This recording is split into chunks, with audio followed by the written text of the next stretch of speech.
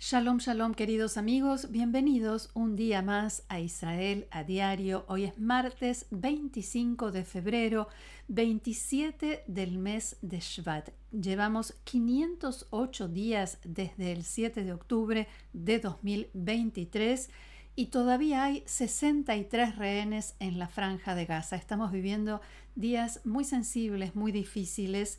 Oded Lifshitz, que fue asesinado en cautiverio y cuyo cuerpo fue devuelto por Hamás a Israel la semana pasada, es sepultado hoy en el Kibbutz Nir Oz, del cual él fue uno de los fundadores.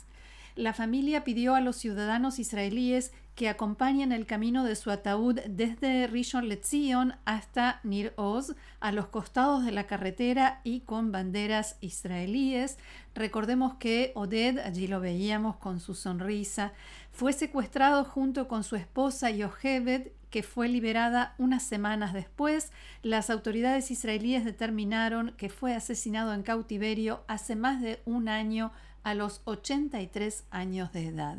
El nieto de la pareja, Daniel, le dijo a Galei Tzahal, la radio del ejército de Israel, que su abuela dijo que hoy es el momento de sepultarlo, de llorar, pero mañana seguiremos luchando para traer a todos de vuelta. Y precisamente sobre traer a todos de vuelta, ayer hablábamos de una encrucijada entre dar prioridad a la liberación de los rehenes en el marco de un acuerdo o volver a la guerra, y en las últimas horas hay informes contradictorios, hay informes que apuntan en los dos sentidos, quienes dicen que ya estamos a un paso de reanudar los combates, como por ejemplo el ministro de Finanzas Bezalel Smotrich, que incluso dijo que esta vez será más fuerte, más contundente y violenta esta guerra, y quienes aseguran que hay avances en las negociaciones entre Israel y Hamás. Y en la tarde de ayer incluso hubo un reporte del diario árabe Asharq al-Awsad, que se edita en Londres, que decía que Hamás iba a entregar anoche 2 cuerpos de rehenes israelíes a cambio de la liberación de más de 600 presos palestinos que debían haber sido liberados en base al acuerdo y que Israel decidió traer de vuelta a sus celdas por todo lo que sucedió y que vinimos comentando, lo que pasó con el cuerpo de Shiri Vivas, los actos, esas ceremonias siniestras y macabras que Hamás hace cada vez que libera rehenes israelíes, el hecho de que llevó a 2 rehenes a mirar, a ver cómo sus compañeros eran liberados y después los devolvió a los túneles y mucho más. Este informe que decía que iban a ser liberados o entregados 2 cuerpos fue desmentido por Israel poco tiempo después y evidentemente no sucedió. Lo único cierto parece ser la incertidumbre y el hecho de que todas las partes esperan a Estados Unidos y al enviado especial del presidente Donald Trump, Steve Witkoff, que supuestamente llegará mañana a Israel con intención de poner las cosas en orden y avanzar. Mientras tanto, nosotros aquí vamos a ver qué dicen los diarios de hoy en sus primeras planas en Israel. El diario Yediot Aharonot de hoy titula Hamás se reorganiza, Tzahal se prepara para combatir, y la bajada amplía. A la sombra de la decisión israelí de retrasar la liberación de presos palestinos y la falta de avances hacia la segunda etapa del acuerdo, en el ejército se preparan para la reanudación de los combates con algunas unidades y brigadas de reservistas. Las fuerzas de seguridad israelíes estiman que también del otro lado de la frontera, Hamás aprovechó el cese de fuego para reorganizarse y en algunos lugares fue detectado el emplazamiento de lanzaderas de misiles, colocación de explosivos y de cámaras de seguridad. La semana pasada fueron disparados al menos 3 cohetes desde Al-Bureij y otro ayer desde Rafah, aparentemente de forma accidental y como parte del mismo repliegue de Hamás, el de ayer cayó dentro de la Franja de Gaza. Al mismo tiempo, la organización terrorista refuerza su gobierno civil, dice el diario, con el regreso al funcionamiento de los sistemas de impuestos, bienestar social y educación en la Franja de Gaza. En el artículo que publica sobre este tema Yediot Aharonot, explica que los 35 días de alto el fuego hasta ahora le sirvieron a la organización terrorista para reorganizarse, rearmarse, reconstruir compañías y batallones tras las bajas de 14 meses de combate y sobre todo para no abandonar su plan ofensivo que activó en forma sorpresiva, dice el texto, el 7 de octubre de 2023. Siempre según este informe, terroristas de Hamás se trasladaron hacia el norte de la Franja de Gaza, esa zona que estamos viendo ahora, especialmente después de la retirada del ejército israelí del eje Netzarim y al amparo del regreso de 500.000 de civiles palestinos a la ciudad de Gaza y los suburbios. Esos miles de terroristas que llegaron al norte de la Franja se reunieron allí con otros tantos que habían permanecido en la zona desde antes del cese de fuego. En las fuerzas de seguridad israelíes estiman que se han organizado en nuevos marcos militares, pero no con el mismo nivel que el ala militar de Hamás tenía antes del 7 de octubre, con toda la preparación, todos los preparativos que llevó a cabo. También se detectaron varios lanzamientos de drones de vigilancia de la organización el mes pasado, además de drones utilizados por árabes israelíes para contrabandear suministros a Gaza desde el lado israelí, intentos que fueron frustrados por las fuerzas de seguridad israelíes. Hamás es una organización, y esto lo dicen muy a menudo, sobre todo desde las fuerzas de seguridad, Hamás es una organización que observa y aprende, y se puede suponer que aprendieron muchas lecciones de la incursión terrestre del ejército israelí, cómo se maneja y cómo combate en el terreno. Y tiene que ver y no tiene que ver, porque en el Tribunal de Distrito de Jerusalén se dirime, como sabemos, el juicio contra el primer ministro Netanyahu en 3 causas en las que se lo acusa de delitos relacionados con hechos de corrupción. Anoche, el tribunal decidió aceptar el pedido de Netanyahu y cancelar la audiencia programada para hoy, en la que el primer ministro debía continuar rindiendo declaración. A raíz del pedido, se realizó una audiencia a puertas cerradas en la que el jefe de inteligencia militar y el secretario militar de Netanyahu explicaron por qué el primer ministro no podría estar presente hoy en el tribunal y para ello informaron a los jueces sobre cuestiones de seguridad sensibles, y en esto coinciden todos los medios hoy en Israel. Al explicar su solicitud de celebrar la reunión a puertas cerradas, esta reunión para explicarles el por qué Netanyahu no podía ir hoy al tribunal, cuando argumentaban por qué la reunión se tenía que hacer a puertas cerradas, Netanyahu dijo que Israel se encuentra en un punto de inflexión histórico y que las circunstancias cambiantes de seguridad tienen implicaciones para el futuro mismo del país. Y con estos argumentos también dijo que el tribunal debería reducir el número de audiencias en su juicio de 3 por semana a 2.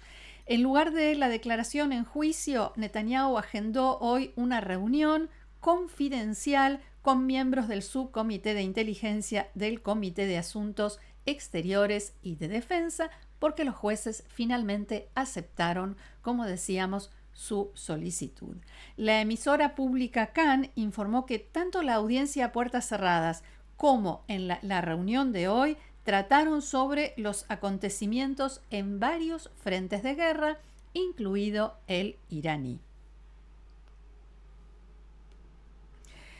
Y la abogada Dana Pogak, que representa a la familia Vivas, hizo llegar una carta a autoridades israelíes en la que la familia pide que dejen de proporcionar detalles sobre las circunstancias del asesinato de Shiri, Kfir y Ariel. El pedido se produjo, entre otras cosas, después de que el primer ministro revelara, contrariamente a la petición de la familia, detalles sobre el terrible asesinato. En este acto, allí lo estamos viendo. Los destinatarios de la carta fueron Netanyahu, el ministro de Exteriores Gideon Sa'ar, el jefe de Estado Mayor Herzi Halevi, el portavoz de Tzahal Daniel Hagari, entre muchos otros. La abogada escribió que la decisión de publicar cualquier detalle sobre los horribles asesinatos corresponde únicamente a la familia y que no se debe ejercer presión sobre ellos para explotar el asesinato con supuestos fines públicos. Abro comillas, nuestra petición se dirige también a todo el público. Por favor, no participen en la publicación de detalles horribles, ofensivos y privados, y me permito agregar también falsos, porque la mayoría de los supuestos reportes que se están publicando son falsos. Y en cualquiera de los casos, aunque no fuese así, ¿para qué? ¿Por qué publicarlos?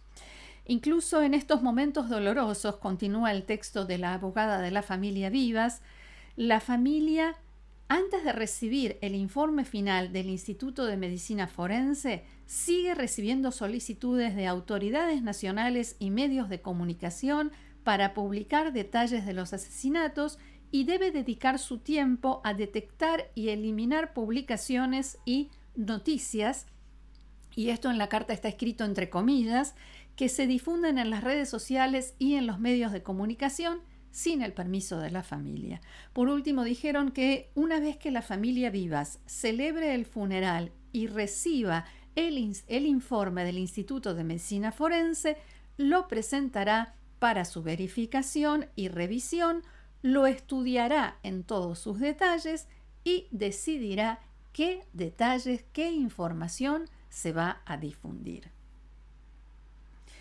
Y anoche se llevó a cabo en Naciones Unidas en Nueva York un acto de homenaje a la memoria de Oded Lifshitz y de Shiri, Ariel y Kfir Vivas. En el acto, que fue organizado por la delegación israelí, el embajador de Israel ante el organismo, Dani Danon, hizo una descripción detallada de cómo los terroristas de Hamás asesinaron a Ariel y Kfir Vivas con sus propias manos y lo que hicieron después para tratar de encubrir el crimen y hacerlo pasar por una muerte producida por un bombardeo de la Fuerza Aérea Israelí.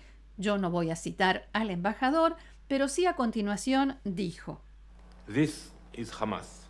The murder of the Bibas family will forever be a scar on the soul of Israel. Eso es Hamás. El asesinato de la familia Vivas será por siempre una cicatriz en el alma del Estado de Israel, del pueblo judío, y debería ser una cicatriz en el alma del mundo entero. Cuando Hamás secuestró a una madre y sus 2 niños, la ONU no pudo condenarlo. Cuando Hamás tomó bebés como trofeos, el mundo no dijo nada. La ONU ha aprobado innumerables resoluciones sobre Israel, realizó incontables reuniones de emergencia, pero cuando un bebé, un niño pequeño y sus padres fueron secuestrados de su casa, cuando esos terroristas masacraron a nuestros bebés, el más despreciable de todos los crímenes, la comunidad internacional no tuvo nada que decir. En su mensaje en X, ex Twitter, el embajador Danon agradeció a su par, el representante de Argentina ante la ONU, embajador Fabián Tropepi, quien dijo en la ceremonia que cada una de estas vidas perdidas, cada familia destruida, fue destruida por Hamás simplemente porque eran judíos. El embajador argentino dijo que no se puede considerar lo sucedido el 7 de octubre en Israel como un ataque más dentro del extenso conflicto palestino-israelí, abro comillas, ante tal atrocidad no podemos permitirnos permanecer en silencio. También es nuestro deber luchar contra el antisemitismo en todos los foros, palabras del embajador argentino en Naciones Unidas. A propósito de Naciones Unidas, vemos un artículo del diario Haaretz de hoy cuyo título es Ucrania cumple 3 años de guerra con Rusia y ya no está segura de que podrá contar con el apoyo de Estados Unidos. Y en este punto, una noticia que tiene que ver también con Israel, porque en las últimas horas la Asamblea General de la ONU adoptó una resolución en la que reitera su apoyo a Ucrania. El texto fue preparado por Ucrania y sus aliados europeos y señala el compromiso con la soberanía, la independencia, la unidad y la integridad territorial de Ucrania. Fin de la cita. La resolución recibió 93 votos a favor y 18 en contra, entre ellos Estados Unidos, Rusia e Israel votaron en contra de esta resolución que respaldaba a Ucrania y hubo 65 abstenciones. Esta es la primera vez que Israel vota en contra de Ucrania y con Rusia desde que comenzó la guerra. Jerusalén mantuvo anteriormente un delicado equilibrio entre su apoyo a Ucrania y su necesidad de conservar, de preservar los vínculos con Moscú debido a su influencia y su presencia en Siria. La medida fue adoptada por el organismo por esta mayoría abrumadora que condenó la invasión de Rusia en 2022 y exigió que devuelva los territorios ocupados por sus fuerzas durante la guerra que continúa.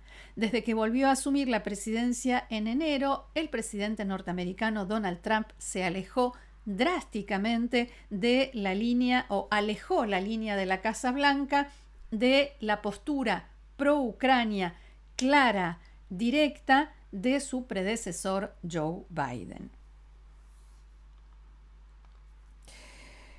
Y cambiamos de tema porque el ministro del Interior de Israel, Moshe Arbel, prohibió hace unas horas la entrada al país de la integrante del Parlamento Europeo, Rima Hassan, debido a comentarios y declaraciones en los que alentaba el boicot y las sanciones a Israel y la lucha armada contra el país. Arbel dio la orden de prohibir la entrada a Hassan cuando se dirigía a Israel desde Bruselas para reunirse con funcionarios de la Autoridad Palestina.